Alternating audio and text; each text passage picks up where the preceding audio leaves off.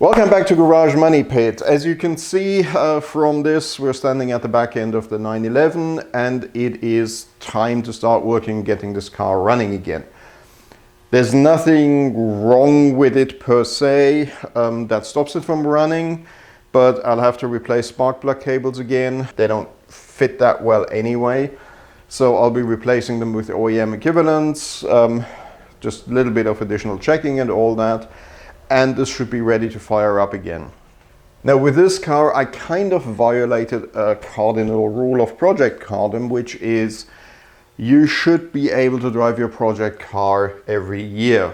And I know about myself that if I don't do that, I kind of lose interest, and then you end up with basically a garage of semi-broken project cars and a garage of semi-broken motorcycles, and you have a YouTube channel as a result. Okay, so you can see I've replaced all the spark plug wires, everything's put back together as it should be. So the next step is I'm going to crank the engine a little bit to build up some oil pressure, and then we'll see if this thing fires up. I also temporarily put in the driver's seat. I don't have a milk crate. Traditionally I would have to sit on the milk crate to start the car. But I don't have one, so I put the seat back in. Yes, it still has to go to the upholstery, but for right now, just to see if we can get this thing working, that will do the job. So I've got the DME relay out. So what we're going to try and do is just crank the engine to get a little bit of oil circulating before I try to fire it up.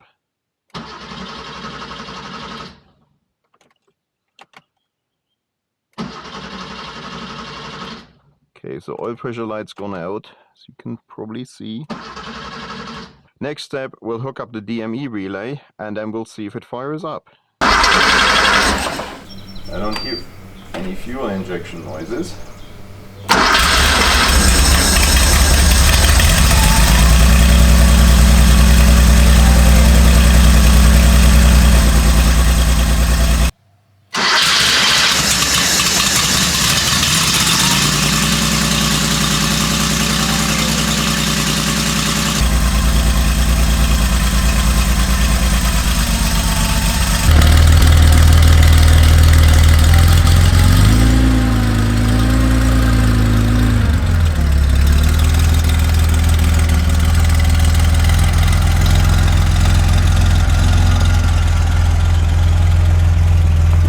Next thing I'm going to do is I'm going to try and see if I can get the roof to open.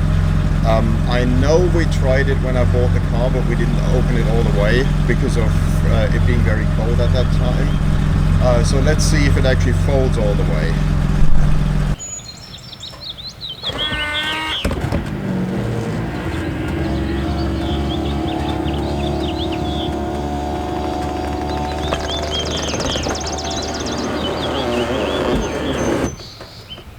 Well, it appears we have a working convertible.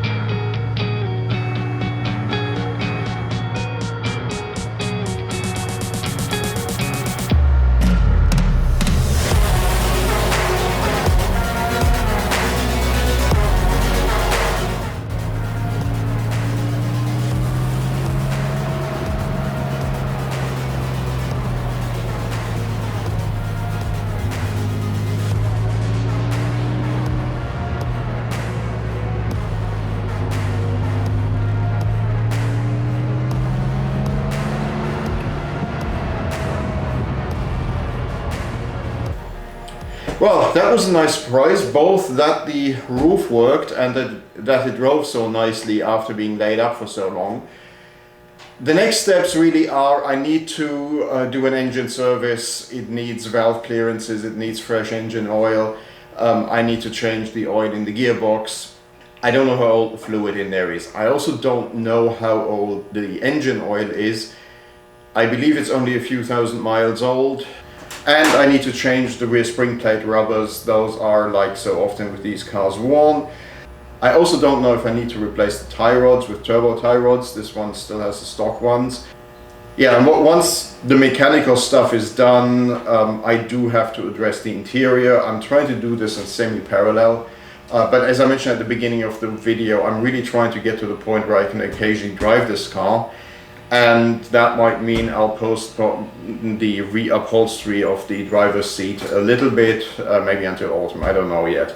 Thank you very much for watching. I think there'll be a bit more motorcycle content next before we return to cars, but either way, please subscribe, please give it a thumbs up if you like it, the usual YouTube stuff, subscribe, like, smash buttons, stuff, anyway. Thank you very much for watching and see you next time.